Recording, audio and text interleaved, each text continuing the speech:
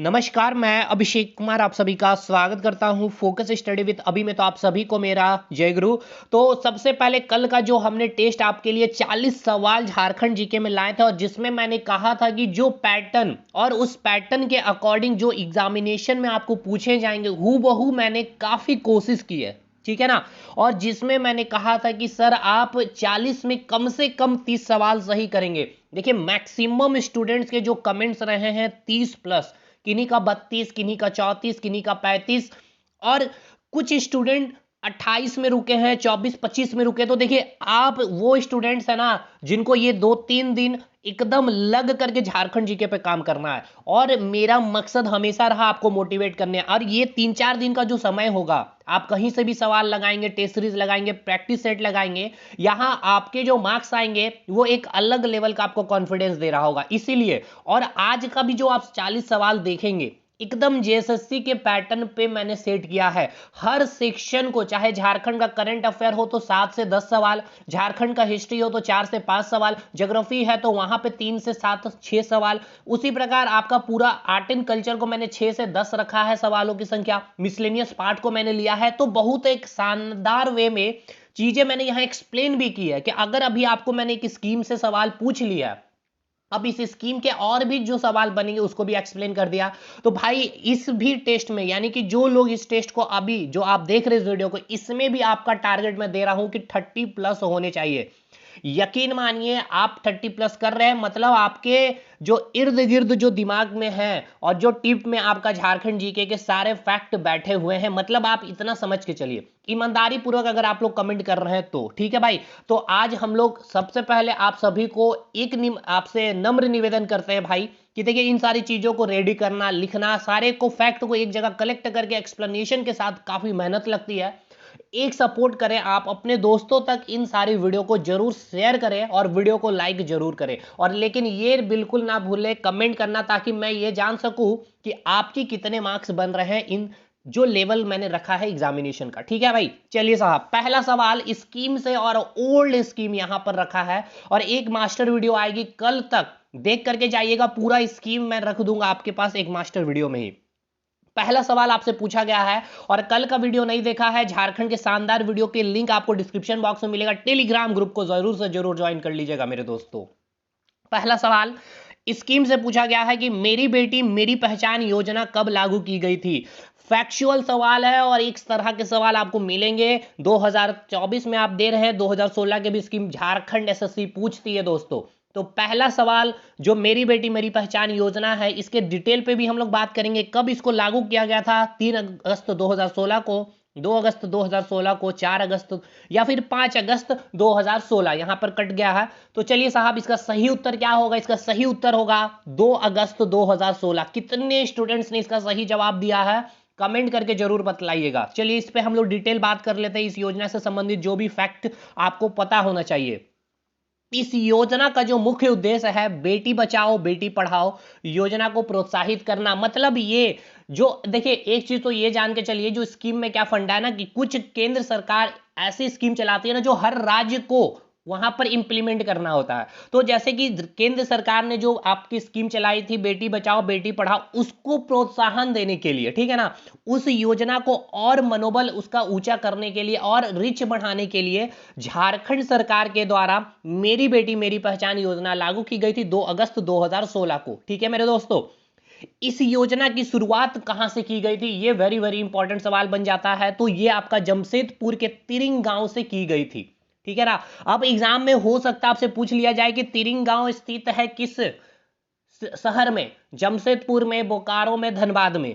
तो आपको पता होना चाहिए तिरिंग गांव कहां है, जमशेदपुर। तो ये ऐसे सवाल देखिए बनते हैं एग्जाम में, आपने भी देखा है अगर एनालिसिस किया तो। लेकिन ये वही सवाल जब बनेगा ना जो फेमस प्लेस होंगे, वो ग्रामीण क्षेत्र किसी ना किसी चीज के लिए प्रसिद्ध होंगे, कुछ चीज वहां इंप्लीमेंट किया गया होगा सरकार के द्वारा तभी, ठीक है।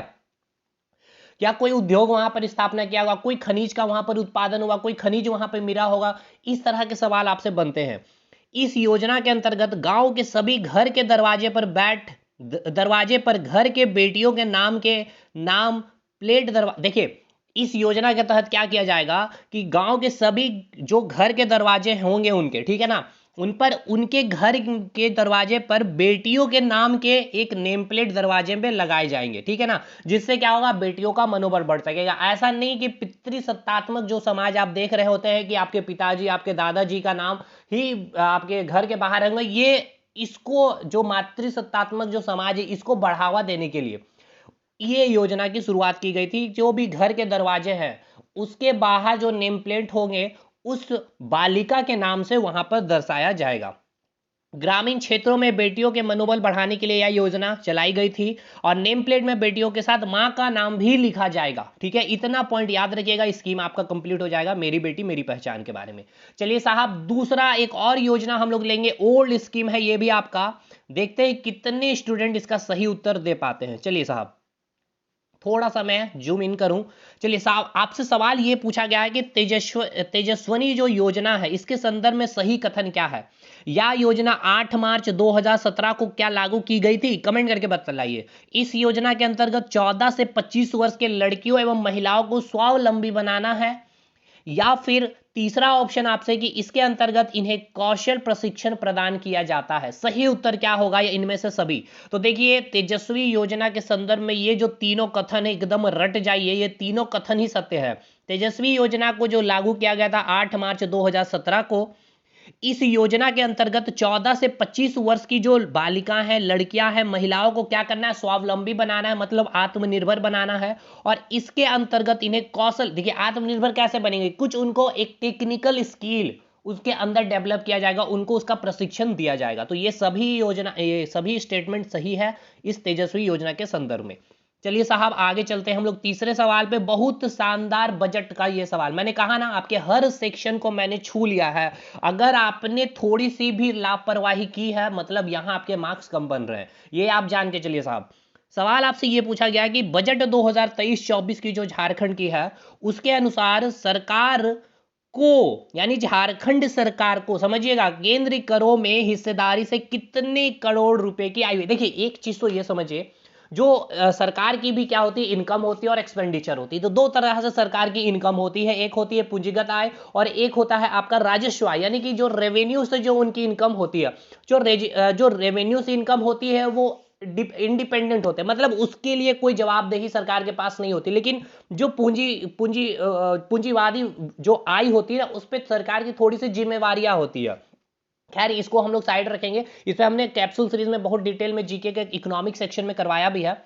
लेकिन एक बात याद रखिएगा, जो राजस्व कर से जो सरकार की इनकम हुई है केंद्र सरकार की, तो अगर मान के चले 100 रुपया सरकार ने कमाई है, ठीक है ना, तो 100 रुपए में से 60 रुपए अपने पास रखेगी और 40 रुपए को जितने राज्य हैं अपने हिसाब से, जैसे होता है ना कि केंद्र में बीजेपी सरकार है, अब जहां जहां बीजेपी सरकार होगी उनको ज्यादा सरकार की तरफ से बजट अलोकेट कर दिया जाएगा इस 40 रुपए में। तो हो सकता है जैसे कि झारखंड में बीजेपी की सरकार नहीं है, लेकिन हम जब चले जाते हैं आपके मध्य प्रदेश राजस्थान में जहां बीजेपी की सरकार है, तो उसे क्या कर दिया, 10 रुपए दे दी और झारखंड को 2 रुपए ही दी, ठीक है ना। तो ये 2 रुपया दिया, मैंने बोला यही पूछा जा रहा आपसे कि कितना कर, केंद्रीय करों ने हिस्सेदारी में कितने करोड़ रुपए की आय हुई है झारखंड सरकार को, यानी कि केंद्र सरकार ने कितना रुपए दिया है। 64,639.29 करोड़, 33,779.29 करोड़, 30,860.00 करोड़, या फिर 17,259.44 करोड़। तो इसका सही उत्तर है 33,779.2 करोड़। देखिए दो फैक्ट मैं आपको केवल याद करने बोलूंगा यहाँ पे। जो बजट रहा 2023-24 में, जो राजस्व की जो प्राप्ति हुई थी सरकार की, झारखंड सरकार की, ये फैक्ट याद रखिए, 98,337.15 करोड़। जो राजस्व से जो इनकम हुई 64,639.29 करोड़, ठीक है ना। और ये आपका कर जो मिला कर से, यानी झारखंड सरकार ने जो इनकम टैक्स बोलते हैं ना, या टैक्स बोलते हैं, ये टैक्स बहुत तरह से, ये कर केवल इनकम टैक्स से ही सरकार को नहीं मिला। आपने भाई कोई आपने जाके पोस्ट ऑफिस से जाकर कोई पोस्ट कार्ड खरीदा होगा, ठीक है ना, तो उसका भी जो आपने खरीदा, कोई आपने फाइन दिया है, आपने कोई चालान कटवाया, तो वो सारे पैसे सरकार को इस राजस्व के तहत ही इनकी इनकम हुई है सरकार की, ठीक है। तो इतना भी आप मत जाइए यहाँ पे, आप फिर कंफ्यूज हो जाइएगा। आप बस इतना चलिए कि एक तो फैक्ट जो कर की प्राप्ति हुई है, राजस्व कितनी टोटल है, तो 98,337.15 करोड़, एक ये फैक्ट याद रखिए। और केंद्र कर यानी कि केंद्र सरकार ने कितना करोड़ रुपए दिए हैं सरकार झारखंड को, तो 33,779.29 करोड़, ठीक है ना। इतना फैक्ट याद रखिए। और राजस्व कर से जो सरकार की इनकम हुई है झारखंड सरकार की, वो है 64,639.29 करोड़। चलिए साहब, अगले सवाल पे आते हैं, very very important. Which city of Jharkhand have been included in the national clean air programme. बहुत शानदार सवाल आपसे पूछा गया है कि नेशनल क्लीन एयर प्रोग्राम में झारखंड के किस शहर को शामिल किया गया है। देखिए साहब, ये याद रखेंगे आप लोग, रांची, धनबाद, जमशेदपुर, इन तीनों को शामिल किया गया है। हालांकि रांची धनबाद में चल भी रहा, अभी इनको शामिल किया गया जमशेदपुर को, तो सभी इसका सही उत्तर हो जाएगा।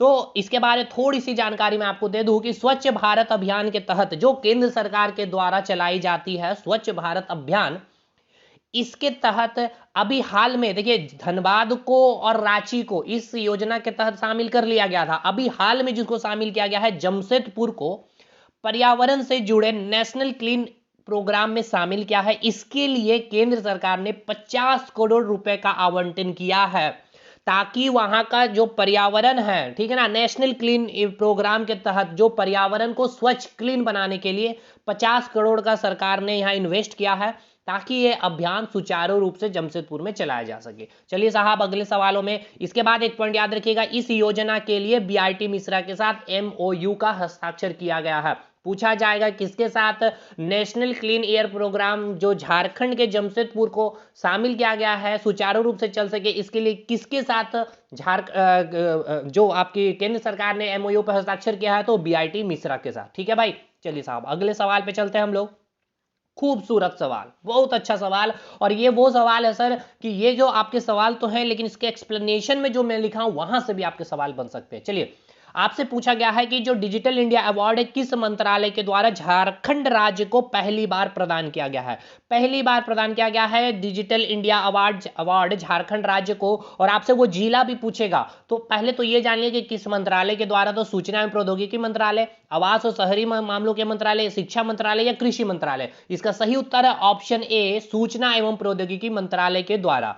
अब इसके अलावा आपको यह याद रखना है कि सूचना एवं प्रौद्योगिकी मंत्रालय द्वारा 19 दिसंबर 2022 को, यह डेट याद रखना है, वेरी वेरी इंपॉर्टेंट है, भारत सरकार ने झारखंड के कोडरमा जिला, यह जिला आपको याद रखना है, कोडरमा जिला, सूचना एवं प्रौद्योगिकी मंत्रालय के द्वारा 19 दिसंबर 2022 को, ये 4 पॉइंट आपको याद रखना है। और सबसे इंपॉर्टेंट आपको यह जिला याद रखना है, चांसेस है ये आपके जिला ही पूछेगी, क्योंकि टफ करना रहेगा क्वेश्चन को। तो कोडरमा जिला प्रशासन द्वारा संचालित डीईजीएस कंप्यूटर बेसिक ट्रेनिंग सेंटर के कॉन्सेप्ट को डिजिटल इंडिया अवार्ड से राष्ट्रपति द्रौपदी मुर्मू ने सम्मानित किया है।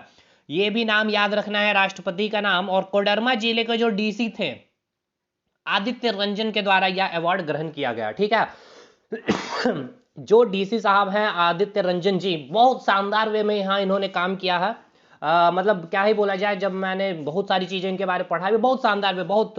तो इनको ये अवार्ड इन्होंने ग्रहण किया। देखिए, टेसरी जब आप लगा रहे होंगे हमारे एप्लीकेशन पे, इस तरह के आपको पूरा करंट रेडी कर दिया गया। और अभी 100 क्वेश्चन, मैं 100 क्वेश्चन को जब कर रहा हूं ना कलेक्ट, अभी एक लास्ट सेक्शनल जो टेस्ट मुझे देना है कल आपको, 100 करंट अफेयर झारखंड का, उसमें मैक्सिमम चीजें मैं देख रहा हूं कि ये 15 जो फुल लेंथ टेस्ट दिया हूं, जो अभी आपको 100 रुपए में मिल रहा हूं, ऑलमोस्ट चीजें कंप्लीट है। और एक मास्टर वीडियो अभी मैं कल परसों तक कल ही दे दूंगा, क्योंकि 28 को पेपर है, तो 25-30 मिनट की वीडियो में पूरी स्कीम मैं करा दूंगा, ठीक है भाई। चलिए साहब, आगे चलते हैं। लेकिन हाँ, अगर टेस्ट सीरीज अगर आप लगा रहे हो तो ईमानदारी पूर्वक से ये एक्सप्लेनेशन जरूर पढ़िएगा साहब। अब भाई जिनको लेना होगा आप हमारे एप्लीकेशन से इंस्टॉल करके, अभी मात्र 100 रुपए में 15 फुल लेंथ और 5 सेक्शनल टेस्ट आपको मिल रहे हैं। चलिए अगले सवाल पे चलते हैं। छठा सवाल क्या पूछा गया है आपसे, in which city of Jharkhand has the proposal for setting up a software technology park has been approved. आपसे ये क्वेश्चन पूछा गया है कि झारखंड के किस शहर में सॉफ्टवेयर टेक्नोलॉजी पार्क की गठन के प्रस्ताव को मंजूरी दी गई है। धनबाद, बोकारो, जमशेदपुर, सभी, ये सभी इसका सही उत्तर होगा, यानी कि ऑल। चलिए, केंद्रीय इलेक्ट्रॉनिक और सूचना प्रौद्योगिकी मंत्रालय ने झारखंड के धनबाद, बोकारो और जमशेदपुर में सॉफ्टवेयर पार्क के गठन के प्रस्ताव को मंजूरी दे दी है। तो ये तीनों शहर का नाम याद रखना है। इसके अलावा झारखंड के रांची और देवघर में पहले से ही ऐसे पार्कों का गठन हो चुका है। तो ये दो नाम भी याद रखेंगे, यहां से भी आपके सवाल बन सकते हैं और इन तीनों शहर से भी आपके सवाल बन सकते हैं। अगले सवाल की ओर, who is the author of the book the fear of corona virus? The fear of corona virus पुस्तक के लेखक कौन है? बुक्स एंड ऑथर का, ये current latest books and author की बात कर रहा हूं मैं। नीलोत्पल दत्ता जी के द्वारा, किक्की सिंह के द्वारा, इरम रिजवान शेख के द्वारा, या फिर महेंद्र शाह जी के द्वारा? तो आपको पता होना चाहिए जो आपका कोरोना वायरस जो पुस्तक लिखी गई है the fear of corona virus, Iram Rizwan Shaikh के द्वारा। चलिए साहब अगले सवाल पे चलते हैं, 8वें सवाल पे हम लोग। इन विच डिस्ट्रिक्ट इज लुगुबुरु घंटा? ठीक है ना, बहुत बहुत शानदार सवाल बन जाएगा, मैक्सिमम स्टूडेंट इसको गलत कर रहे होंगे। लुगुबुरु घंटा बरी किस जिले में स्थित है? ठीक है ना, बोकारो में स्थित है, रांची में स्थित है, गिरिडीह में स्थित है, या फिर रामगढ़ में स्थित है? बहुत फेमस है, अभी ये करंट में चर्चित है, इसीलिए इस प्रकार के सवाल मैंने लिया है और जेएसएससी भी लेने की काफी उम्मीद करता हूं मैं। इसका सही उत्तर होगा बोकारो। अगले सवाल पे चलते हैं, 9वां सवाल। In which year has was Vinoba Bhave university establish? देखिए जितने भी यूनिवर्सिटीज हम एक्सप्लेनेशन में भी डाल दिया हूं कि उनकी स्थापना या उससे जो भी फैक्ट बनेगा उसकी हेडक्वार्टर वगैरह कहाँ है, क्योंकि यूनिवर्सिटी से, शिक्षा संस्थान से जेएसएससी पूछती है भाई। 12 सितंबर 1992 को स्थापना की गई थी, या फिर 11 सितंबर 1992 में की गई थी, या 13 सितंबर या 10 सितंबर 1992? इसका सही उत्तर है 12 सितंबर 1992 में विनोबा भावे विश्वविद्यालय की स्थापना की गई थी। और विनोबा भावे विश्वविद्यालय की स्थापना देखिए यहाँ 12 सितंबर 1992, जिसकी मुख्यालय कहाँ? हजारीबाग। रांची विश्वविद्यालय की स्थापना कभी? 1960 में, मुख्यालय कहाँ है? रांची में। और उसके बाद सिंधु कानू विश्वविद्यालय पूछा जाएगा तो 1992 में, मुख्यालय कहाँ है? दुमका में। कोल्हान विश्वविद्यालय की स्थापना 2009 में हुई है, मुख्यालय कहाँ है? तो चाईबासा में है। नीलांबर पीतांबर विश्वविद्यालय की स्थापना कब हुई? 2009 में, मुख्यालय कहाँ? मेदिनीनगर पलामू में। ये अब याद रखिए, देखिए अभी मेरे पास टाइम नहीं है, अदरवाइज मैं आपके लिए ट्रिक बनाकर ये याद करवा देता हूँ। बिरला इंस्टीट्यूट ऑफ टेक्नोलॉजी की स्थापना 1955 में राजधानी रांची से लगभग 15 किलोमीटर की दूर मेसरा में स्थित है, ठीक है ना, बीआईटी मेसरा। बिरसा कृषि, ये काफी इंपॉर्टेंट है, बिरसा कृषि ये भी आपका काफी इंपॉर्टेंट था। बिरसा कृषि विश्वविद्यालय की स्थापना 1981 कहाँ है? तो रांची में। Indian school of mines, very very important है भैया, ये सब बहुत इंपॉर्टेंट मैं बतला रहा हूँ, यकीन मानिए। 9 दिसंबर 1926 धनबाद में है। अंग्रेज वायसराय जो लॉर्ड डार्विन था उनके द्वारा ये की गई थी इसकी स्थापना। इस संस्थान को आईआईटी का दर्जा भी दिया गया, कब? 25 मई 2016 में भारत सरकार के द्वारा। नेतरहाट विश्वविद्यालय, नेतरहाट की स्थापना 15 नवंबर 1954 ईस्वी को चार्ल्स नेपियर के द्वारा किया गया। नेशनल इंस्टीट्यूट ऑफ टेक्नोलॉजी की स्थापना 1960 में, जो रीजनल थी, और बाद में जो जिनको नेशनल लेवल का जो दर्जा दिया गया वो 2002 में दिया गया था, जो स्थित है जमशेदपुर में। इतना आपको याद रखना होगा मेरे दोस्तों। चलिए अगले सवाल पे आते हैं, 10वां सवाल। देखिए जब दे तो बढ़िया से ही दे, अदरवाइज ना देने का कोई मतलब नहीं बनता है, इस तरह से बस पढ़ करके निकल जाना, ठीक है ना। ये 34वां राष्ट्रीय खेल, ये आपका यहां से तो सवाल एक फिक्स है। ये 34वां राष्ट्रीय खेल का पूरा डिटेल वीडियो मैंने बताया 10 से 12 मिनट की, वो देखिए, देखिए सारी वीडियो की लिंक मैंने डिस्क्रिप्शन में डाल रखी है, कमेंट सेक्शन में, तो जरूर से देखिएगा। कितने प्रकार के खेल को शामिल किया गया? 33 को। हालांकि मैं इसी वीडियो में एक्सप्लेनेशन में पूरा एक्सप्लेन कर देता हूं इसके बारे में, जितने भी फैक्ट है। इसका सही उत्तर हो जाएगा 33, ठीक है ना। झारखंड में आयोजित 34वें राष्ट्रीय खेल में कितने प्रकार के खेल को शामिल किया गया था? तो 33 प्रकार के खेल को शामिल किया गया था। देखिए झारखंड में 34वें राष्ट्रीय खेल का जो आयोजन हुआ है वो 12 फरवरी 2011 को रांची में हुआ एवं 26 फरवरी 2011 तक चला, ठीक है मेरे दोस्तों। इसमें कुल 34 टीम ने भाग लिया था, 444 स्पर्धाओं को शामिल किया गया था, कुल 33 प्रकार के खेलों को शामिल किया गया एवं 850 खिलाड़ी भाग लिए थे। नेक्स्ट 34वें राष्ट्रीय खेल का जो आयोजन बिरसा मुंडा एथलेटिक्स स्टेडियम रांची में हुआ।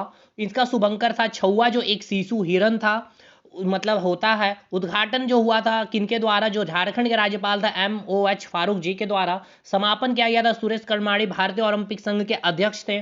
दीपिका कुमारी तीरंदाजी है जिनका संबंध खेल से पूछा जाता है आपसे एग्जाम में, दीपिका कुमारी का संबंध है। ये मशाल लेकर के मैदान में प्रवेश की एवं शपथ ली थी। पूछा जाएगा कि 34वां जो राष्ट्रीय खेल हुआ था उसमें जो मशाल लेकर के जाने वाले खिलाड़ी का नाम बतलाइए। दीपिका कुमारी आप याद रखेंगे। 34वें राष्ट्रीय खेल में झारखंड को कौन सा स्थान प्राप्त हुआ था? 5वां स्थान प्राप्त हुआ था। मणिपुर को सर्वश्रेष्ठ राज्य की ट्रॉफी प्रदान की गई थी।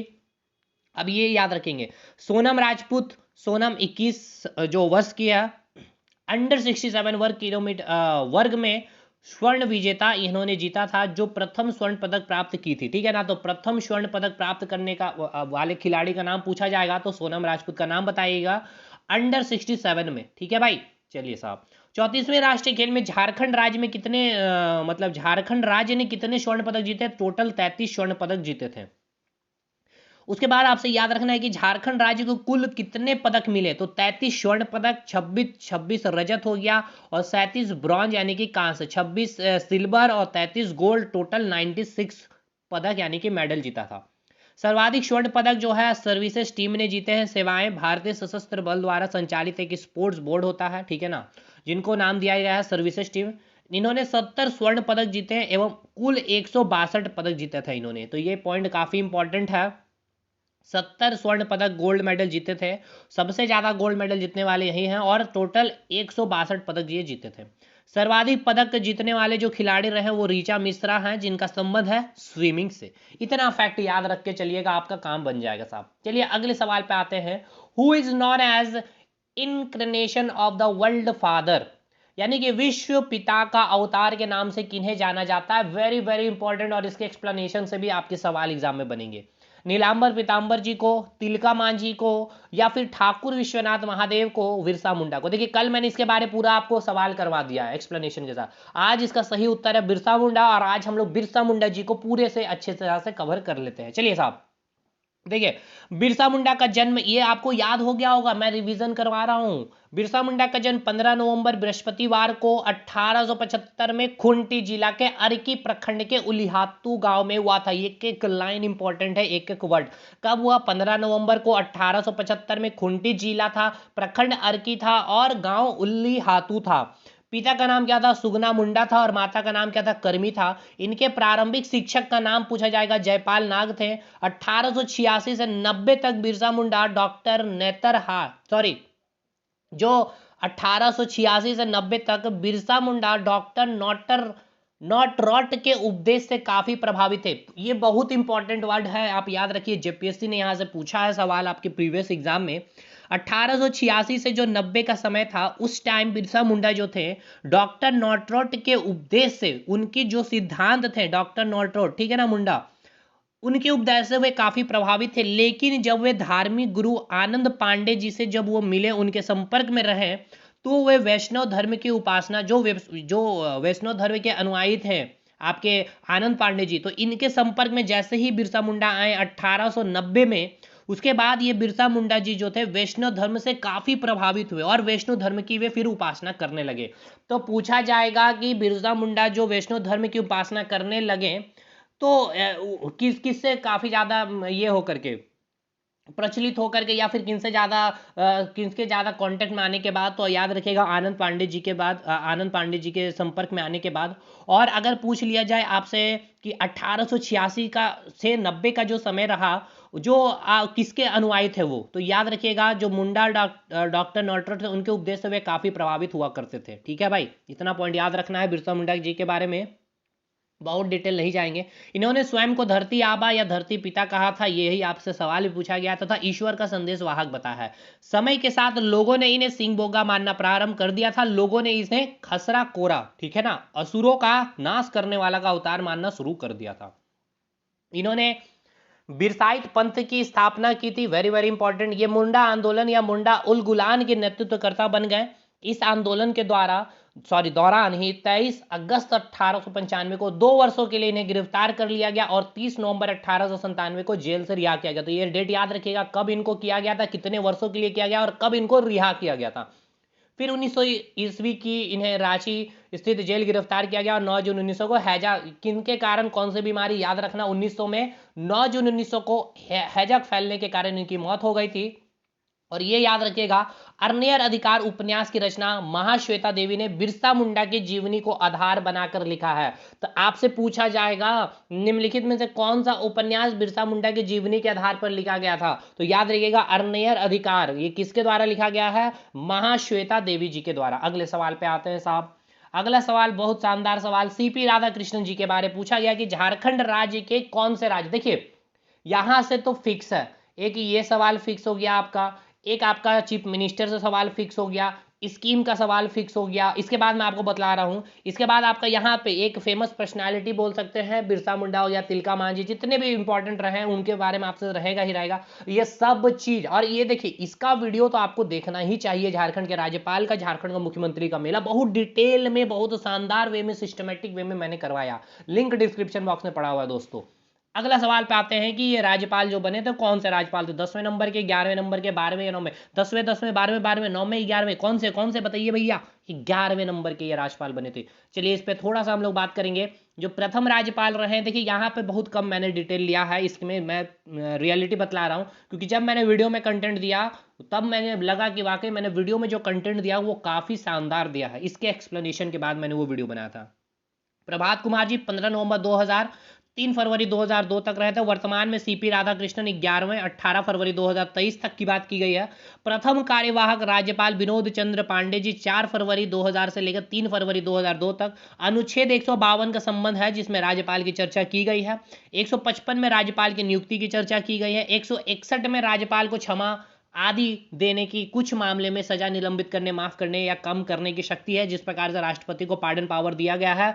72 में अनुच्छेद 163 में राज्यपाल को सहायता और सलाह देने के लिए एक मंत्री परिषद होगी।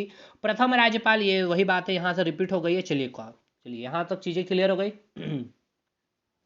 अगले सवाल पे आते हैं, who made the person Sutiya Pahan the ruler of Munda dynasty, यानी कि सुतिया पाहन व्यक्ति को किसने मुंडा राजवंश का शासक बनाया था, आपसे ये पूछा गया। तो मदरा मुंडा, रीता मुंडा, प्रताप राय या एनी शाह, तो इसका सही उत्तर होगा रीता मुंडा। ठीक है, चलिए इसके बारे में बहुत सारे आपके एग्जाम में सवाल बनते हैं मुंडा राजवंश के बारे में, तो इनका संस्थापक है वो रीता मुंडा जी हैं। रीता मुंडा ने सुतिया पाहन नामक व्यक्ति को मुंडा राजवंश का शासक बनाया। सुतिया पाहन ने सुतिया नागखंड राज्य की स्थापना किया। नागखंड राज्य की स्थापना सुतिया नागखंड किसने किया, सुतिया पाहन ने किया था। इन्होंने अपने क्षेत्र को 7 गढ़ों में विभाजित किया और 21 प्रगणों में विभाजित किया। तो पूछा जाएगा मुंडा राजवंश में कितने गढ़ों को विभाजित किया गया था, तो 7 गढ़ और 21 प्रगणों में विभाजित किया गया था। रीता मुंडा ने छोटा नागपुर के क्षेत्र में मुंडा राजवंश का विस्तार किया। रीता मुंडा पहले व्यक्ति थे जिसने सबसे पहले झारखंड राज्य निर्माण की प्रक्रिया शुरू की। सुतिया नागखंड मुंडा राजवंश का अंतिम शासक मदरा मुंडा था। ठीक है ना, आपको याद रखना है मुंडा राजवंश का अंतिम शासक कौन था, तो मदरा मुंडा था। Very very important.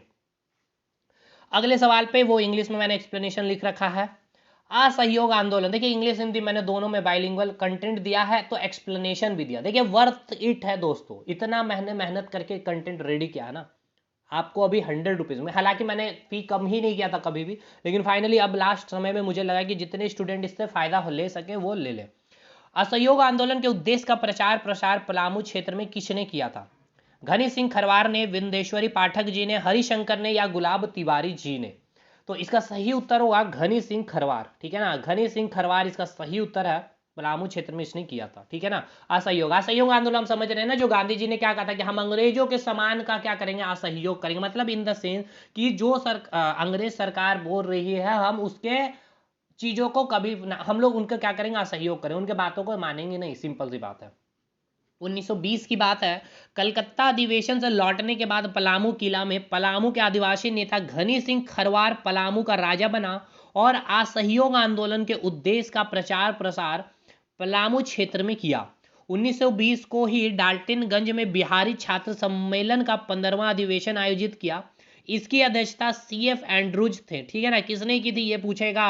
1920 को ही डाल्टनगंज में बिहारी छात्र सम्मेलन का 15वां अधिवेशन आयोजित किया गया था। इसकी अध्यक्षता किसने किया था, CF एंड्रूज ने किया था। अधिवेशन में ही असहयोग आंदोलन की चर्चा की गई थी। पूछा जाएगा कौन सा अधिवेशन में असहयोग आंदोलन की चर्चा की गई थी, झारखंड के संदर्भ में, तो याद रखना है आपको, ये इंपॉर्टेंट है। डाल्टनगंज में राष्ट्रीय विद्यालय की स्थापना बिंदेश्वरी पाठक ने की है और हुसैनाबाद के टॉल को राष्ट्रीय माध्यमिक विद्यालय बनाया गया। चलिए साहब अगले सवाल पे चलते हैं हम लोग। Who was the king of कोकराह during the reign of Shahjahan? Shahjahan के शासन काल में कोकराह का राजा कौन था? दुर्जन साल, प्रताप राय, रघुनाथ शाह या राम शाह? तो इसका सही उत्तर होगा दुर्जन साल। चलिए इसके एक्सप्लेनेशन देखते हैं। शाहजहां के शासन काल में कोकराह में दुर्जन साल का शासन था। ठीक है ना, और पलामू में प्रताप राय का शासन था। 16वां सवाल वेरी वेरी इंपॉर्टेंट, तमाड़ विद्रोह जो था, ठीक है ना, तमाड़ विद्रोह का तृतीय चरण कब शुरू हुआ था? 1782, 1789, 1794, 1810। तो याद रखना जो तीसरा चरण स्टार्ट हुआ था ऑप्शन सी 1794। देखिए इसमें इंपॉर्टेंट है, ये चीज आपको याद रखना होगा। तमाड़ विद्रोह के 4 चरण हुए थे। प्रथम चरण 1782 में, द्वितीय चरण 1789 में, तृतीय चरण 1794 में और चौथा जो था 1807 में। नेतृत्व करने वाले थे ठाकुर भोलानाथ सिंह, विष्णु मानकी एवं मौजी मानकी जो थे द्वितीय चरण के। तीसरे चरण के जो नेतृत्व करता था ठाकुर भोलानाथ सिंह थे और चौथे चरण के जो नेतृत्व करता था दुखन शाही जी थे। ठीक है, ये पॉइंट आपको याद रखना। पांचवा चरण और छठा चरण भी हुआ था 1810 और 1819 में। नेतृत्व बख्तार शाह और रुदन मुंडा एवं कुंटा मुंडा जी के द्वारा, इनके द्वारा नेतृत्व किया गया था। खूंटी जिला की स्थापना कब की गई थी? फैक्चुअल चीजें, इस तरह के सवाल आपको मिलेंगे एग्जाम में।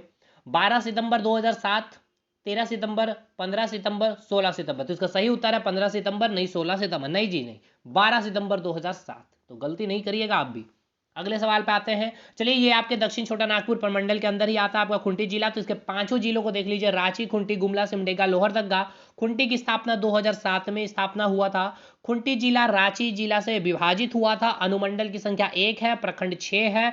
खूंटी जिला के अंतर्गत 2 विधानसभा क्षेत्र आती है और 2011 की जनगणना के अनुसार खूंटी जिला का जो साक्षरता दर है वो 63.86% है।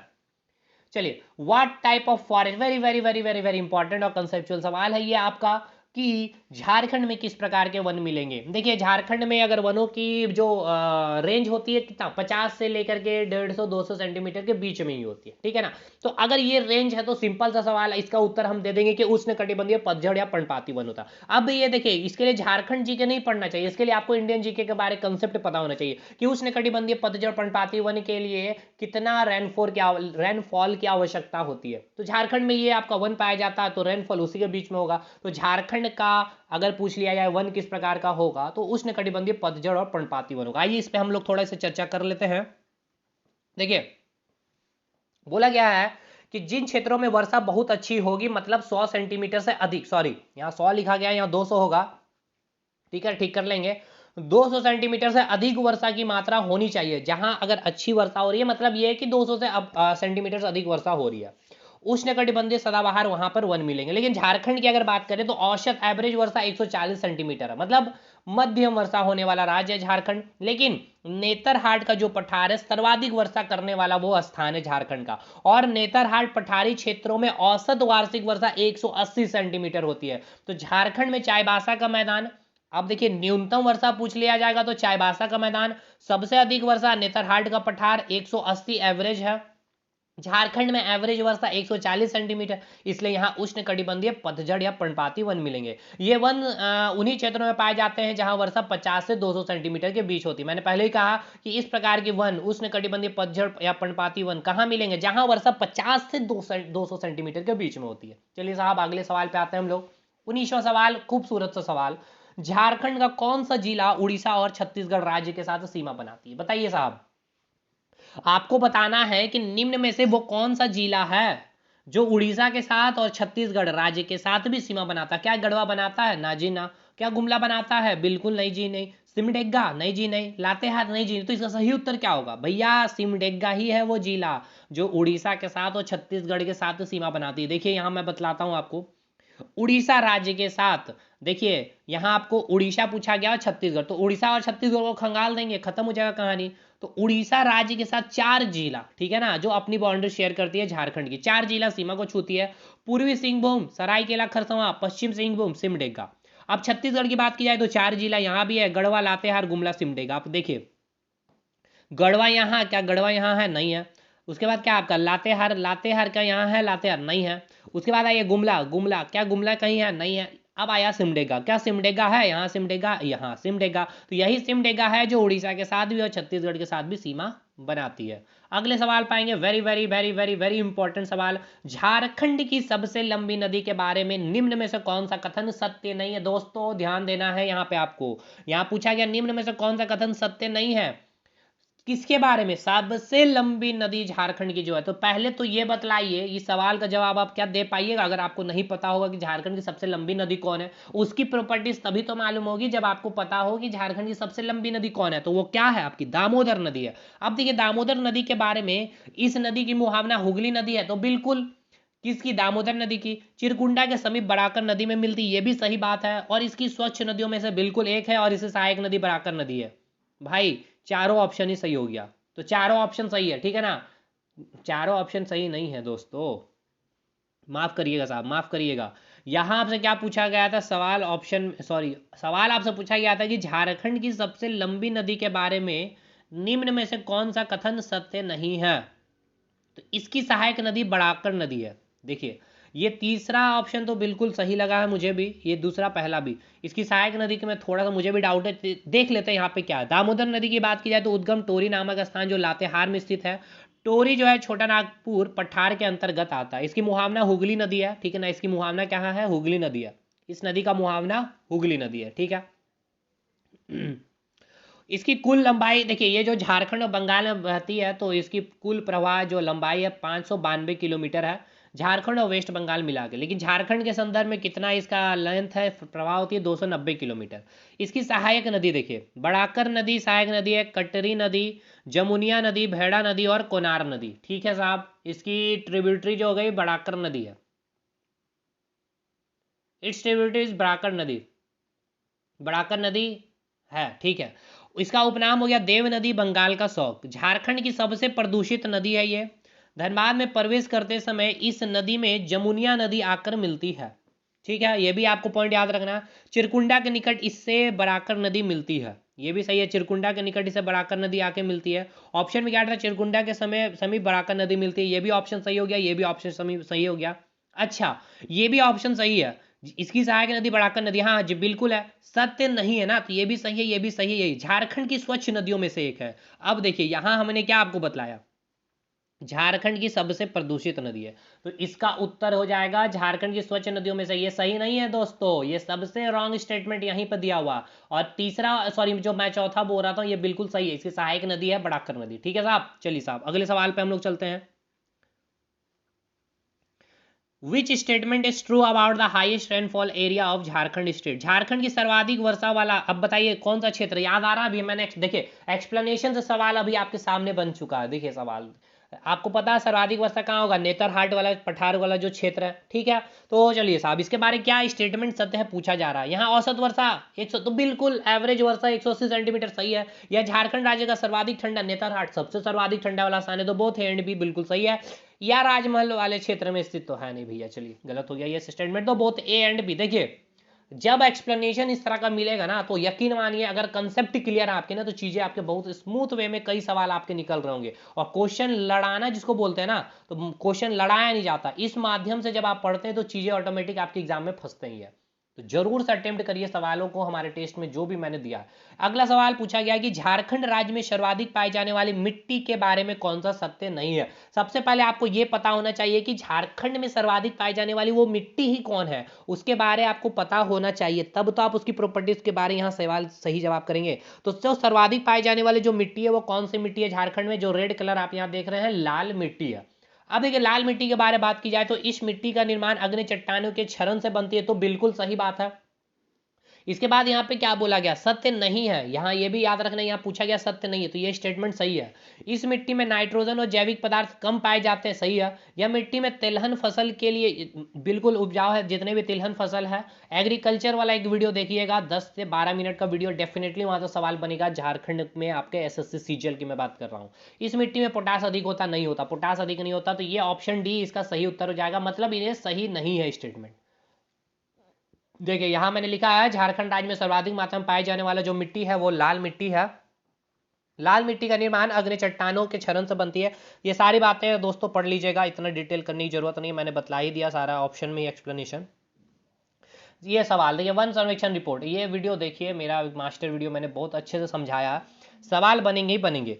2021 वन सर्वेक्षण रिपोर्ट के अनुसार गढ़वा जिले, देखिए गढ़वा वो जिला था जहां पे सर्वाधिक वन क्षेत्र की वृद्धि दर्ज की गई थी। अभी कितना किया था यहाँ से ये पूछ लिया गया, तो एग्जाम में हो सकता है ये जिला का नाम ही पूछ ले। तो 42.13 कितना हुआ था 40.13 स्क्वायर किलोमीटर। तो ऑप्शन बी इसका सही उत्तर होगा। यह इजी सवाल है, ये हर स्टूडेंट का सही होना चाहिए। 24वां सवाल, which statement is true about Bokaro steel plant के बारे में। भारत का पहला स्वदेशी इस्पात संयंत्र है, पहला स्वदेशी इस्पात संयंत्र है, पहला स्वदेशी इस्पात संयंत्र है, पहला स्वदेशी इस्पात संयंत्र, ठीक है। भारत का चौथा सबसे बड़ा इस्पात संयंत्र है, बिल्कुल सही बात है। इस संयंत्र को जल कहाँ से मिलता है, दामोदर नदी से उपलब्ध कराई जाती है। सभी इसका सही उत्तर हो जाएगा, सही सत्य कथन पूछा गया। देखिए बोकारो स्टील प्लांट की बात की जाए तो झारखंड का दूसरा इस्पात संयंत्र, पहला कल मैंने करवाया। भारत का पहला स्वदेशी इस्पात संयंत्र, बिल्कुल सही बात है। स्थापना 1964 में हुई थी। इस संयंत्र में पहली आग की भट्टी की स्थापना 1972 2 अक्टूबर को की गई थी। इस संयंत्र में उत्पादन कब से शुरू हुआ था, 1974 में शुरू किया गया था। यह भारत का चौथा सबसे बड़ा इस्पात संयंत्र है। इस संयंत्र की स्थापना सोवियत रूस की सहायता से की गई थी और दामोदर नदी से जल इसको मिलती है और सेल के अंतर्गत ये कार्यरत है। SAIL authority of India limited, steel authority of India limited, याद रखिएगा फुल फॉर्म भी। इस संयंत्र के लिए लो अयस्क कहाँ से, तो उड़ीसा का केयोंझर जो खान है वहां से लाया जाता है, ये सब इंपॉर्टेंट है। इस संयंत्र के लिए चूना पत्थर कहाँ से लाया जाता है, तो एमपी से लाया जाता है। इस संयंत्र के लिए कोकिंग कोल कहाँ से लाया जाता है, तो झरिया, झरिया यानी कि धनबाद में जो स्थित है झरिया, वहां से कोकिंग कोल लाई जाती है। चलिए साहब अगले सवाल पे आते हैं अब हम लोग। 25वां सवाल, देखिए स्लेग एवं स्लज से सीमेंट बनाने वाला उद्योग कहाँ स्थापित किया गया है। इस बार मैंने आंसर लिया ही नहीं इस बार, क्योंकि बहुत लोग आंसर देख करके भी कमेंट करते रहते हैं। स्लेग एवं स्लज से जो सीमेंट बनाया जाता है ना, वो इंडस्ट्री कहाँ स्थापित किया गया है, जपला में जो पलामू में स्थित है, या खलारी जो रांची में है, या फिर डोमटाट जो हजारीबाग में है, जिंक पानी जो है पश्चिम सिंहभूम में। देखिए एक चीज समझिए पहले, चूना पत्थर डोलोमाइट से सीमेंट तैयार की जाती है और स्लैग एवं स्लज से भी तैयार की जाती है। चूना और डोलोमाइट से जब सीमेंट तैयार की जाती है इसमें पानी की क्वांटिटी बहुत अधिक नीड होती है, लेकिन स्लैग एवं स्लज से जो निर्माण होती है उसमें पानी की आवश्यकता कम होती है। तो इस तरह की जो इंडस्ट्री बैठाई गई ना, जिंक पानी में की गई है। अब स्लेग और स्लज समझ रहे ना, जो लो इस्पात संयंत्र की जो कारखाना है, जो इंडस्ट्री जो उद्योग है, वहां से जो वेस्ट प्रोडक्ट बाहर निकल रही है उसको ही हम क्या कहते हैं, स्लेग एवं स्लज, ठीक है। जितने सीमेंट उद्योग है उनके बारे में एक बार देख लेते हैं। सीमेंट उद्योग की बात की जाए तो जपला पलामू, जिंक पानी पश्चिम सिंहभूम, सिंदरी धनबाद, खलारी रांची, जमशेदपुर पूर्वी सिंहभूम और डोमटाड़ हजारीबाग में, ठीक है। जिंक पानी सिंदरी जमशेदपुर बोकारो स्लेग एवं स्लज सीमेंट बनाने के उद्योग पर ये स्थापित किए गए। तो देखिए सीमेंट जो बनेगा आपका स्लेग एवं स्लज से, इसके लिए जो उद्योग स्थापित किए गए, जिंक पानी जो अभी मैंने बताया पश्चिम सिंहभूम में सिंदरी जो धनबाद का, जमशेदपुर और बोकारो में स्थापित किया गया है। जिंक पानी एवं जमशेदपुर में लाफार्ज सीमेंट कंपनी के द्वारा स्लेग आधारित सीमेंट का उत्पादन किया जाता है। कौन सी कंपनी, याद लिखेगा, लाफार्ज सीमेंट। जपला सीमेंट उद्योग झारखंड का प्रथम सीमेंट उद्योग है, झारखंड का प्रथम सीमेंट उद्योग है जिसकी स्थापना 1921 में हुई और प्रेजेंटली अभी ये क्लोज्ड हो चुकी है, ठीक है। सीमेंट इंडस्ट्री के बारे में इतना पार्ट अब याद रखेंगे। आर्थिक सर्वेक्षण इकोनॉमिक सर्वे का ये सवाल है, यहां से भी आपको सवाल मिलेंगे देखने। झारखंड आर्थिक सर्वेक्षण 2022-23 के अनुसार खनिजों का कुल उत्पादन कितना मेट्रिक टन है। इसका जवाब आप कमेंट करके बताइए, मुझे देखना है कि कितने सीरियस एस्पिरेंट्स हैं आप लोग, कितनी तैयारी, ईमानदारी पूर्वक कमेंट करिएगा। और नहीं पता होगा तो सीधा मुझे लिखिए कमेंट में कि सर नॉट, नो, यानी लिखिए कि मुझे नहीं आता सर, नहीं आता है 26 का क्वेश्चन का आंसर बताइए। देखना ये गूगल करके मत बतला दीजिएगा, ठीक है। इसका जवाब मैं नहीं दे रहा हूँ, ऑप्शन ए या ऑप्शन बी या ऑप्शन सी या ऑप्शन डी, 26 का हमें लिख करके बतलाइए। चलिए असली टेस्ट आपकी यही है। पहाड़िया विद्रोह का चतुर्थ चरण का नेतृत्व किसने किया था। चलिए प्रथम चरण, द्वितीय चरण, तृतीय चरण, चतुर्थ चरण, ये 4 चरणों में पहाड़िया विद्रोह हुआ था। इसके चारों आपको याद होना चाहिए और उनके नेतृत्व करता। तो पहाड़िया विद्रोह के चतुर्थ चरण का नेतृत्व किसने किया था। प्रथम चरण 1772 में, 6 साल बाद 78 में, उसके 1 साल बाद और उसके जस्ट 2 साल बाद हुआ था चौथा चरण। लेकिन इसका नेतृत्व करता याद रखना है रमना अहाड़ी, जगन्नाथ देव और रानी महेश्वरी। तो आपसे अगर पूछ लिया जाए कि चतुर्थ चरण कौन किया था, तो आपका रानी महेश्वरी, ठीक है ना, रानी महेश्वरी जी थे। अगले सवाल पे आते हैं, 28वां सवाल। झारखंड मुक्ति मोर्चा पार्टी के प्रथम अध्यक्ष थे शिबू सोरेन, हेमंत सोरेन, विनोद बिहारी महतो या फिर जयपाल सिंह। तो इसका सही उत्तर होगा विनोद बिहारी महतो, जो थे झारखंड मुक्ति मोर्चा के पार्टी के प्रथम अध्यक्ष। मुक्ति मोर्चा का जो गठन हुआ था 4 फरवरी 1973 में, प्रथम अध्यक्ष विनोद बिहारी महतो थे। इसकी स्थापना धनबाद में स्थित गोल्फ मैदान में हुआ था। प्रथम महासचिव शिबू सोरेन थे। चलिए साहब इसके आगे चलते हैं हम लोग 29वां सवाल पे। झारखंड के मुख्यमंत्री हेमंत सोरेन पहली बार जब मुख्यमंत्री का भार संभाले थे, देखिए ये बहुत अच्छा सवाल है, इस पर कंफ्यूज में गलती टिक करके मत आइएगा, मैंने ऑप्शन में डाला भी है। क्या पूछा है सुनिए समझिए पहले क्वेश्चन। झारखंड के मुख्यमंत्री श्री हेमंत सोरेन पहली बार, ये पॉइंट याद रखिएगा, पहली बार आपसे पूछा गया जब मुख्यमंत्री का भार संभाले थे उस समय उनका चुनाव क्षेत्र था बरहेट, दुमका, रामगढ़ या गोड्डा। तो याद रखिएगा जब पहली बार था, जब पहली बार थे हेमंत सोरेन जी मुख्यमंत्री, तो उनका जो चुनाव क्षेत्र था वो दुमका था। गलती से भी गलती आप बरहेट मत कर लीजिएगा, ठीक है ना। तो इसका सही उत्तर है आपका दुमका। आगे चलते हैं 30वां सवाल में। चलिए, अब संथाल जनजाति में कल कुछ चीज़ें बच गई थी तो आज इसको इस सवाल के माध्यम से खत्म कर लेंगे। पूरा संथाल जनजाति आपका रिवीजन हो जाएगा कि उपग्राम प्रधान को क्या कहा जाता है संथाल जनजाति में, प्राणिक, मांझी, नाइके या जोग मांझी। होप सो आप सभी लोग सही उत्तर कर रहे होंगे। प्राणिक या प्रमाणिक भी कहते हैं। तो ये कुछ सामाजिक व्यवस्था के बारे में बतलाना बच गया था कल के टेस्ट में जो हमने बतलाया था। संथाल जनजाति की सामाजिक व्यवस्था के अंतर्गत जो ग्राम प्रधान को क्या कहा जाता है, मांझी कहा जाता है, ठीक है।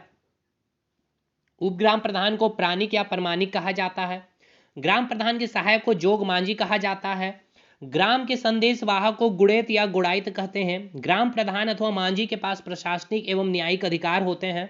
मांझी थान या वह स्थान है जहां पर पंचायतें की बैठक बुलाई जाती है। संथाल जनजाति में मांझी थान में महिलाओं का जाना वर्जित है। महिलाएं पंचायत के कार्यक्रम में हिस्सा नहीं लेती है, ठीक है ना। संथाल जनजाति की बात की जाए, जो लोग मूलतः कैसे होते हैं, कृषक होते हैं, परंतु साथ ही साथ ये बुनकर के रूप में भी कार्य करते हैं। मुख्यतः इन्हीं दो व्यवसाय पर इस जनजाति की अर्थव्यवस्था निर्भर करती है। संथाल जनजाति के लोग चावल से बने एक मादक पेय पदार्थ का सेवन करते हैं जिसे हड़िया या पोचाई कहा जाता है। संथालों की प्रमुख देवता सिंह बोग्गा है, इन्हें ठाकुर भी कहा जाता है। संथालों के अनुसार सिंह बोग्गा सृष्टि के निर्माता हैं। ये मूर्ति पूजा पर विश्वास नहीं करते हैं। और ये पॉइंट याद रखिएगा, संथाल के दूसरे प्रमुख देवता मरांग पुरुंग है, सिंह बोग्गा इनके संदेशवाहक होते हैं। संथालों के प्रमुख देवता जाहिरेरा कहलाते हैं। संथालों के अनुसार जाहिरेरा का निवास स्थान सखुआ या महुआ के पेड़ों का झुरमुट होता है जिसे जाहिर थान भी कहते हैं। हर एक सिंगल लाइन इंपॉर्टेंट आपके एग्जाम के लिए। गृह देवता को क्या कहा जाता है, उड़ांग बोंगा कहा जाता है। संथाल जनजाति समूह में उनके धार्मिक को क्या कहा जाता है, नायक कहा जाता है। संथाल जनजाति में जो युवा गृह को क्या कहा जाता है, घोटुल कहा जाता है। अगले सवाल पर आते हैं, उड़ाव। उड़ाव जनजाति के बारे में यहाँ पूछा गया है कि उड़ाव जनजाति में युवा गृह में युवक युवती कितने वर्षों के बाद होगा, ठीक है ना, बार नहीं होगा, बाद होगा, प्रवेश पाते हैं। 10 साल, 8 साल या 3 साल या फिर 11 वर्ष। तो सही उत्तर है 3 वर्ष के अंतराल में। देखिए, उड़ाव जनजाति की बात की जाए तो अंतर्गत ग्राम के जो प्रधान को क्या कहा जाता है, महतो या फिर मुखिया कहा जाता है। महतो के पास प्रशासनिक एवं न्यायिक दोनों प्रकार के अधिकार होते हैं। महतो को हेल्प करने वाले को क्या कहा जाता है, मांझी कहा जाता है। उड़ाव जनजाति में ग्राम प्रधान के सहायक एवं पंचायती आदेशों के संदेशवाहक को मांझी कहा जाता है। इस जनजाति में धार्मिक प्रधान को पाहन कहा जाता है। उड़ाव जनजाति के पंचायत को पंचोरा कहा जाता है, जबकि इस जनजाति में नाच के आयोजन के लिए नाच के मैदान को क्या कहा जाता है, अखाड़ा कहा जाता है, ठीक है। तो उड़ाव जनजाति के बारे में ये सब बहुत डिटेल में मैंने यहाँ एक्सप्लेनेशन दिया है। चलिए मैं एक बार आपके साथ शेयर कर ही दूँ। देखिए, जो पंचायत को क्या कहा जाता है, उड़ाव जनजाति के पंचायत को पंचोरा कहा जाता है। इस जनजाति में जो नाच का आयोजन किया जाता है उस मैदान को अखाड़ा कहा जाता है। उड़ाव जनजाति में इसके युवक एवं युवतियों के जनजातियों के रीति रिवाज एवं परंपराओं का प्रशिक्षण केंद्र वाले क्या कहा जाता है, युवा गृह या घुमकुरिया कहा जाता है। तो याद रखिएगा, उड़ाव वेरी वेरी इंपॉर्टेंट है, घुमकुरिया याद रखिएगा। युवा गृह को क्या कहा जाता है, घुमकुरिया कहा जाता है। घुमकुरिया में किसी युवक या युवती के प्रवेश पाने की आयु 10 या 11 वर्ष है, ठीक है ना। कोई भी जो युवा गृह में जो प्रवेश कर पाएगा उसके लिए आयु सीमा 10 या 11 वर्ष है। कोई भी युवक युवती युवा गृह में सरहूर के समय 3 वर्ष में एक बार ही प्रवेश पाएगा। तो देखिए कब, 3 वर्ष में। कौन सा समय, सरहूर के समय में। उड़ाव जनजाति का जो मुख्य आर्थिक कार्य कृषि है और कृषि के अलावा ये शिकार भी करते हैं। उड़ाव जनजाति का मुख्य भोजन चावल है, जंगली पक्षी का मांस एवं फल है। उड़ाव जनजाति के लोग जो जंगलों को साफ करके कृषि भूमि तैयार करते हैं उनको भूइंयर कहा जाता है। इनके द्वारा तैयार की गई भूमि को भूइंयर भूमि कहा जाता है। इन लोगों के द्वारा निर्मित गांव को भूइंयर गांव कहा जाता है। उड़ाव जनजाति के वे लोग जो पहले से निर्मित भूइंयर भूमि की खेती करने के लिए प्राप्त करते हैं या किसी भूइंयर क्षेत्र में बाद में आए हो, उन्हें रैयत या जैट रैयत कहा जाता है। हड़िया भी उड़ाव जनजाति का प्रमुख पेय पदार्थ है। उड़ाव जनजाति का प्रमुख देवता को क्या कहा जाता है, धर्मेश या धर्मी कहा जाता है। धर्मी या धर्मेश को सूर्य के समान माना जाता है। इस जनजाति में पहाड़ों के देवता को मरांग बुरु कहा जाता है। गांव के देवता को ठाकुर बुरु कहा जाता है। सीमांत देवता को डिडवार कहा जाता है। कुल देवता को पूर्वजात्मा कहा जाता है। इस जनजाति के पूजा स्थल को सरना कहा जाता है। फटाफट मैंने चीज़ें आपको देखिए यहाँ पर पूरी पॉइंट यहाँ लिख डाली थी, आपकी रिवाइज हो गई होगी, ठीक है ना, अगर आपने पूरा पढ़ रखा है तो। बाकी ये सब एक बार देख लीजिएगा। जादू टोना जो करते हैं उनको माटी कहा जाता है। उड़ाव जनजाति के लोग जादू टोना पे काफ़ी विश्वास भी करते हैं। जो धार्मिक जो प्रधान होते हैं उनको पाहन कहा जाता है, और सहयोग को पुजारी कहा जाता है। उड़ाव जनजाति के लिए पूर्वजों की आत्मा के निवास स्थान को क्या कहते हैं? शासन कहते हैं। और सामान्य रूप से ये लोग क्या करते हैं? शवों का अंतिम संस्कार दाह संस्कार के रूप में किया जाता है, परंतु ईसाई उड़ाव जो है वो शवों को दफनाते हैं एवं जैसे ईसाई धर्म के अनुसार अंतिम संस्कार करते हैं। ठीक है, तो ये पूरा उड़ाव जनजाति भी, संथाल जनजाति और मुंडा कल मैंने खत्म कर दिया था, सॉरी हो जनजाति मैंने खत्म कर दिया था कल। आपसे पूछा गया कि रामगढ़ जो रामगढ़ का जो किला है उसका निर्माण किसने कराया था? रामगढ़ का किला किसने निर्माण कराया था? तो हेमंत सिंह ने, सबल राय ने, दुर्जन साल या जॉर्ज दास? तो सबल राय जो है इसका निर्माण किया था। रामगढ़ में 2 किले हैं, रामगढ़ का किला, गढ़ बांध का किला। अब रामगढ़ का जो किला है इस किले का निर्माण रामगढ़ नरेश सबल राय ने कराया था। इस किले की बनावट मुगल शैली से प्रभावित है काफ़ी ज़्यादा। गढ़बांध किला जो है, इस किले का निर्माण रामगढ़ राजवंश के राजा हेमंत सिंह ने 1670 ईस्वी में अपनी राजधानी को बादाम से रामगढ़ स्थानांतरित करते समय कराया था। इस किले में राजा राम मोहन राय ने 1805 ईस्वी में यात्रा की थी। ये पॉइंट इतना याद रखना है आपको। अगले सवाल पे चलिए, चतरा स्थित भद्रकाली मंदिर का निर्माण कौन सी शताब्दी में की गई थी? इसका बताइए सही उत्तर क्या होगा? In which century was the Bhadrakali temple at Chatra build? तो एक तो याद रखिएगा कि चतरा में स्थित मंदिर है भद्रकाली मंदिर है, कालेश्वर मंदिर है, सहस्त्रबुद्ध मंदिर है। ये याद रखना है, 3 मंदिर कम से कम। शताब्दी की बात की जा रही है तो ये आपको की गई थी 5वीं और 6ठी शताब्दी, ये पॉइंट याद रखिएगा। चलिए ये याद रखिएगा, चतरा में स्थित मंदिर, आपको ये तीनों याद रखना है। देखिए भद्रकाली मंदिर के बारे में कुछ पॉइंट याद कर लीजिए। इस मंदिर में कमल के आसन पर खड़ी वरदायिनी मुद्रा में माँ भद्रकाली की प्रतिमा है। किसकी प्रतिमा आपसे पूछी जा सकती है? इस प्रतिमा को बौद्ध धर्म के लोग तारा देवी की प्रतिमा मानते हैं। याद रखना है कि बौद्ध धर्म के लोग किसकी प्रतिमा मानते हैं। इस प्रतिमा के निर्माता महेंद्र पाल द्वितीय हैं, जिनका नाम प्रतिमा के नीचे पाली लिपि में लिखी हुई है। इस मंदिर का निर्माण बालू का पत्थर के एक ही शिलाखंड को तराश कर किया गया है। माँ भद्रकाली की मूर्ति शक्ति के तीनों रूप सौम्य, उग्र, काम्य में सौम्य रूप का प्रतिनिधित्व करती है। इस मंदिर का निर्माण 5वीं-6ठी शताब्दी में पाल काल में किया गया था। इस मंदिर में 1008 छोटे छोटे शिवलिंग उकेरे गए हैं। कोठेश्वर नाथ स्तूप इस मंदिर के बाहर स्थित है। इस स्तूप को मनोती स्तूप भी कहा जाता है। इस स्तूप के नीचे परिनिर्वाण मुद्रा में भगवान बुद्ध की प्रतिमा उत्कीर्ण है। चलिए अब अगले सवाल पे चलते हैं। 34वां सवाल, आप लोग इसका आंसर देख लिए, ये आपका काउंटडाउन नहीं किया जाएगा, ठीक है ना। आप लोग जो लोग भी कमेंट करेंगे, 34वां वाला आपका ये मैं रिफ्यूज़ कर रहा हूँ क्योंकि इसका आंसर आप लोगों ने देख लिया है। चलिए कोई बात नहीं, लेकिन इसमें हम लोग बहुत सारी चीज़ें जानेंगे भी। कि आपसे पूछा गया कि जन्म संबंधी संस्कार के अवसर पर स्त्रियों द्वारा गाया जाने वाला वह गीत कौन सा है? झंझायन गीत, डोमकच गीत, अग्नई गीत या झूमर गीत? चलिए इसका आंसर तो आपने देख ही लिया, झंझायन गीत इसका सही उत्तर होगा। जन्म संबंधी संस्कार के अवसर पर स्त्रियों द्वारा गाए जाने वाला ये गीत है झंझायन गीत के बारे देखिए। जन्म संबंधी संस्कार के अवसर पर स्त्रियों द्वारा गाए जाने वाला ये गीत है डई ढघरा गीत। वर्षा ऋतु के समय पूजा स्थलों व देव स्थानों पर गाए जाने वाला लोकगीत है ओंधी लोकगीत। विवाह के अवसर पर स्त्रियों द्वारा गाए जाने वाला ये लोकगीत है। उदासी व पावस लोकगीत कब गाया जाता है? ग्रीष्म ऋतु में गर्मी से परेशान होने पर उदासी लोकगीत गाते हैं, ठीक है। एवं पावस लोकगीत पहले गाया जाता है। ये आपको याद रखना है। लोकगीत आपसे पूछा जाएगा कि स्त्रियां घर पर मनोरंजन के उद्देश्य से कौन सी लोकगीत गाती है? अग्नई लोकगीत। वर्षा ऋतु के समय गाया जाता है कजली लोकगीत, झूला गीत, बरहमासी, टुनमुनिया गीत आदि स्थानीय संगीत ऐसे प्रकार जो कजली लोकगीत के श्रेणी में आते हैं। प्रातःकाली गीत प्रातःकाल के समय गाया जाने वाला लोकगीत है ये। अधरतिया लोकगीत जो मध्य रात्रि के दौरान गाए जाने वाला लोकगीत है। 35वां सवाल पूछा गया कि निम्न में से किस नृत्य में ढाल वाद्य यंत्र बजाया जाता है? ढाल वाद्य यंत्र कब बजाया जाता है? कौन से नृत्य में? पाटा लोक नृत्य में, फगुआ नृत्य में, दोंगर नृत्य में या सोहराई नृत्य में? इसका सही उत्तर होगा फगुआ नृत्य में, ठीक है ना। चलिए साहब, यह नृत्य फगुआ महीने के अंत में एवं चैत्र महीने के शुरुआती दिनों में किया जाता है। आपका फगुआ नृत्य यह मुख्यतः पुरुष प्रधान नृत्य है, परंतु कभी कभी इसमें महिलाएं भी हिस्सा लेती है। इस नृत्य के दौरान होली से संबंधित लोकगीत गाए जाते हैं। इस नृत्य के दौरान बजाए जाने वाला जो वाद्य यंत्र है वो ढाल होता है, ठीक है ना। तो आपसे यही सवाल पूछा गया था कि ढाल वाद्य यंत्र कब बजाया जाता है, कौन से नृत्य में? तो फगुआ नृत्य में। तो फगुआ नृत्य के बारे में पूरा डिटेल हमने कर लिया। चलिए अच्छा, कितने प्रकार के फगुआ नृत्य? 2 प्रकार के होते हैं, पचरंगी फगुआ नृत्य और पुछारी फगुआ नृत्य। अब ये पचरंगी फगुआ नृत्य जो है, या नृत्य के दौरान लोकगीतों के प्रत्येक कड़ी पर राग बदले जाते हैं। और पुछारी फगुआ नृत्य जो है, यह नृत्य 2 दलों के बीच आयोजित होता है, जिसमें एक दल लोकगीत में ही प्रश्न पूछता है तथा दूसरा दल उसका उत्तर देता है। अगले सवाल पे चलिए, 36वां सवाल। सिंगा या फिर सिंघा वाद्य यंत्र के संबंध में कौन सा कथन सत्य है, आपसे ये देखिए। वाद्य यंत्र वाला भी सेक्शन आपका बहुत इंपॉर्टेंट आर्ट एंड कल्चर का, इसलिए मैंने 8 से 10 सवाल आर्ट एंड कल्चर के रखे हैं, चाहे वो मेले हो, चाहे वो त्यौहार हो, चाहे आपका वाद्य यंत्र हो, चाहे लोकगीत हो गया, बाकी पूरा ट्राइब्स तो खैर है ही, ट्राइब्स से संबंधित जितने भी आपके फैक्ट बनते हैं। तो सिंगा और सिंगा वाद्य यंत्र के संबंध में कौन सा कथन सत्य है? या एक सुशिर वाद्य यंत्र है, बिल्कुल सही बात है। इसका निर्माण भैंस या बैल के सींग से किया जाता है, ये भी सही है। इसका प्रयोग छऊ, पाइका तथा नटुआ नृत्य में प्रमुखता से किया जाता है। तो नहीं साहब, ये सही उत्तर है और ये सही उत्तर है, ऑप्शन ए और ऑप्शन बी।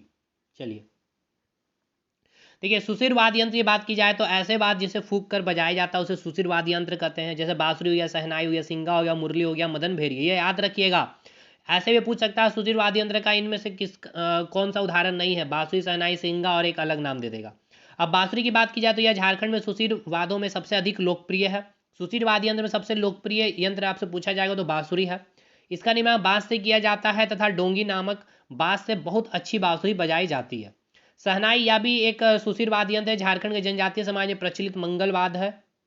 इसका प्रयोग छऊ, पाइका तथा नटुआ नृत्य में प्रमुखता से किया जाता है। शहनाई का शादी विवाह पर्व त्यौहार में इसका यंत्र किया जाता है। अब देखिए, सिंगा और सिंघा जो आपसे सवाल पूछा गया, इसका निर्माण भैंस या बैल के सींग से किया जाता है। इसके सींग के नुकीले भाग में एक छिद्र किया जाता है जहां फूंक मारने से ध्वनि निकलती है। इसका प्रयोग छऊ नृत्य के समय, शिकार के समय किया जाता है। लेकिन क्वेश्चन में आपको क्या दिया था, देखिए क्वेश्चन में दिया गया था इसका प्रयोग छऊ, पाइका तथा नटुआ नृत्य दे दिया, नटुआ नृत्य दिया था, इसलिए गलत था। ऑप्शन ए एंड बी इसका सही उत्तर था। चलिए अगले सवाल पे आते हैं।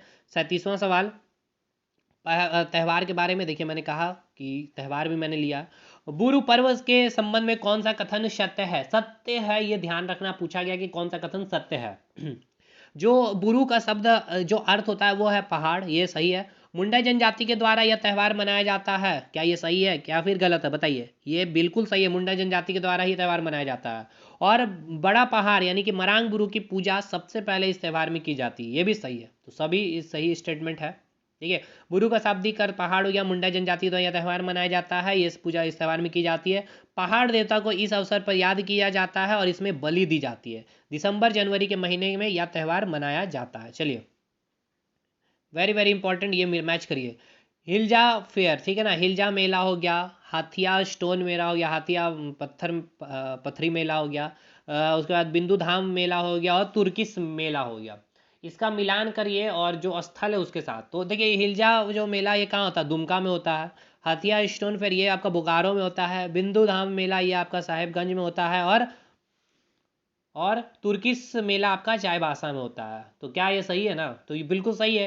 ए का 1 होगा, यानी इधर ए है, इधर बी है, इधर सी है और इधर डी है। तो ये 1 हो गया, ये 2 हो गया, ये 3 हो गया और ये 4 हो गया।